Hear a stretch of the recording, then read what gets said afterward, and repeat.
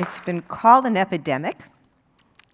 We all know it can be an addiction. It can ruin marriages and careers, undermine a parent's ability to care for children, and ravage our health. And if you think it's a street drug, think again. It's stress, and it's ailing our culture at a rapidly increasing rate. A recent Gallup poll found that stress in the United States is accelerating. 55% of people say they experience stress a lot of the day. 45% have a lot of worry, 22% a lot of anger. Report on millennials found life more stressful than ever, not due to relationship or financial problems, but because of daily accumulation of micro-stressors, slow Wi-Fi, slow traffic, smartphone problems, getting 0 likes on social media. The American Institute of Stress now estimates that 75 to 90% of all physician visits are for stress-related complaints that cascade into chronic diseases like hypertension, insomnia, obesity, diabetes, inflammation, chronic pain, inflammatory diseases, cancer, heart disease, and more. Americans spend billions on sleep medications, antidepressants, and chronic disease medications. If you step back and think about all this, it's crazy, and it's enough to, well, stress you out. When I first started researching stress in 1991 and delivering stress management programs, I would ask people, how many feel they have a lot of stress? And maybe 5% of the audience would raise their hand because it was a stigma back then to admit you had stress. Nowadays, everyone's hand goes up. Modern-day stress has become an accepted norm for many. We live on a stress merry-go-round and can't seem to get off. Many of you may be feeling the same way. So what do we do? How do we get out of it? Fortunately, there is something that you can do to transform stress, and it doesn't reside in a pill. Rather, it comes from your heart, literally. Years ago, I would do yoga, meditate, jog in the morning, go to work, stress out with an over-demanding boss and work overload as an executive vice president of a biotech firm. Then I would come home, meditate again, stress out again over a relationship issue, take a hot bath, sleep, repeat, like Groundhog Day. You know, I'd ignore whispers from my heart saying, get out of this, because my mind said, oh, there are benefits, and I was really just scared of the unknown. So in the evenings, I, as a psychologist, would teach Gestalt psychology classes at the local adult school. And I one day had the idea to have a person with a stress-related problem sit on a pillow and tell their heart, their head's view, be their head, tell their heart the head's view of the problem, and I'd place another pillow in front of them as their heart. Then I would have them switch and sit on the heart pillow and tell their head their heart's view and what their heart was feeling. It was like two different people talking. And I'd have them switch pillows back and forth 3 or 4 times, and they would end up on the heart pillow with a heart opening and this incredible intuitive insight that would be their next clear step or a solution. And the energetic clarity of this aha was palpable to them and the whole class. I witnessed this so many times that I was convinced the heart was accessing a deeper source of wisdom or intelligence. Not long after, I met Doc Childrey, the founder of HeartMath, and heard him talk about creating an institute to research the physiology of the intelligence of the heart. And I was intrigued. I began a process of shifting focus to my heart and actually filtering my perceptions through my heart as I moved through the day, and had a lot of intuitive insight and flow and much less stress. I began to think, you know, the head tends to justify our reactions instead of question them. And that keeps us in the stress loop. To illustrate this, I want you all right now, to think of a stress-producing situation in your life. Sorry. Just take a moment, think about it. How has your head been mentally and emotionally processing this situation?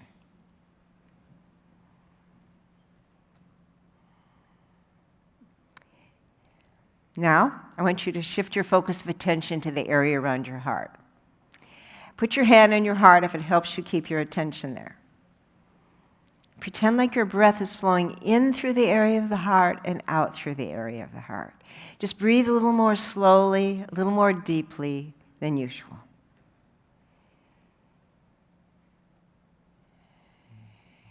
Find a nice, easy rhythm that's comfortable.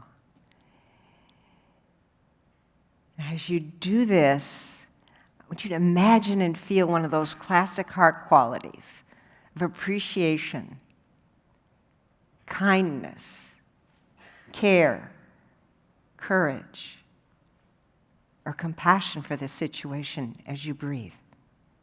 And as you're doing this, listen for your heart's promptings, its point of view on this same situation.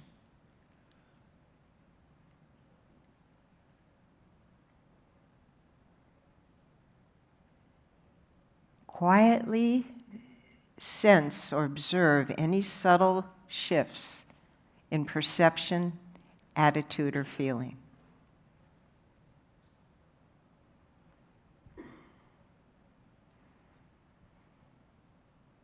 It's different, right? So what happened in your body as you're doing this exercise? On a heart rhythm monitor, you would see your heart rhythm shift from a disordered, stressed rhythm, an incoherent waveform, to a sine wave-like, coherent, harmonious waveform, and would shift that instantly as you shifted to the heart. That coherent waveform enables us to be more able to access and hear our heart's intuitive guidance.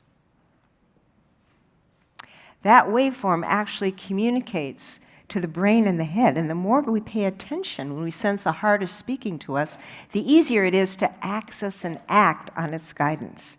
It can come as a whisper. Sometimes it's just simple like let go, release and move on. It's no big deal. The 1990s was the decade of the brain, but little beknownst to most people, it was also the decade of the heart. That's when the heart was actually reclassified as a hormonal gland. It was discovered that it produces as much oxytocin as the brain, the love hormone. And the heart also produces many other hormones as the brain does.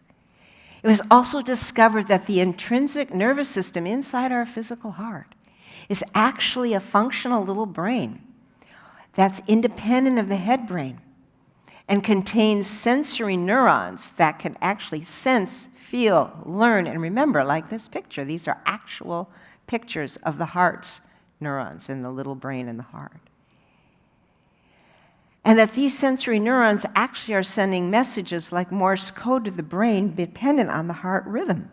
Sayings like, put your heart into it, listen to your heart, follow your heart, go deep into your heart for the answer, were no longer mere metaphors. And a new field called neurocardiology and science was born. It was also found by researchers that 90% of the information and communication between the heart and the brain goes from heart to the brain, not the other way around, as most of us were taught. Sound hard to believe? Well, the heart is signaling the brain how the body feels, and the brain is interpreting the information and deciding what to do. In the 1990s, researchers also found that the pattern of beat-to-beat changes in heart rate or heart rate variability, the heart rhythm pattern, actually reflect our emotional state. Stressful feelings, anxiety, worry, anger, frustration create this disordered, incoherent waveform. And that is communicated to the brain desynchronizing cortical function all the way up to the frontal lobes, which then will signal a fight, flight, fright, stress response and shut down your higher discernments. You say things you later regret, right? So this is the pathway. The prefrontal cortex is very sensitive to stress. And over time, it will actually shut down too. And the prefrontal cortex is what governs our ability to self-regulate and our compassion and empathy. Over time, chronic stress actually destroys and atrophies our nerve dendrites. Nerve dendrites are structures in the neurons that communicate electrical messages neuron to neuron. But the hopeful news is researchers is also showing that we can reactivate higher brain centers. We can regrow those dendrites as we change the neural traffic between the heart to the brain. And what does it? Heart-opening emotions like appreciation, gratitude, love, care, compassion.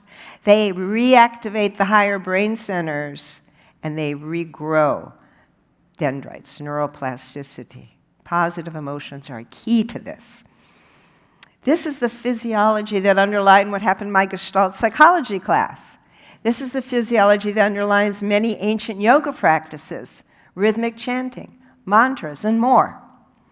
They actually bring heart rhythms into coherence.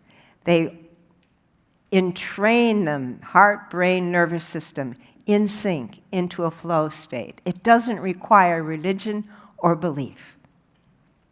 It's my experience that stress and trauma that can require years to heal from, if ever, can be transformed as we change the neural traffic.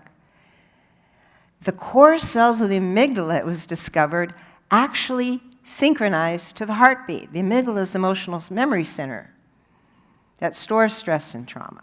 As we change the rhythm, a different signal is sent to the brain, and that coherence synchronizes brain activity to help release unproductive emotional memories and empower behavior change. In fact, Dr. Carl Pribram, who was head of brain research for over 30 years at Stanford and one of the key advisors to HeartMath Institute, concluded that there can be no sustainable behavior change without changing the neural traffic going from heart to brain. One more quick exercise. Let's shift to the heart again. Let's focus our attention on the heart. Breathe through the heart. Close your eyes and really go to your genuine heart. And activate a feeling of sincere appreciation or care for someone or something in your life.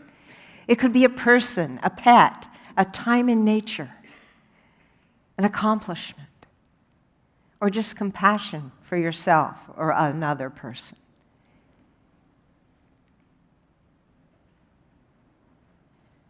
And listen for your heart's guidance, if any.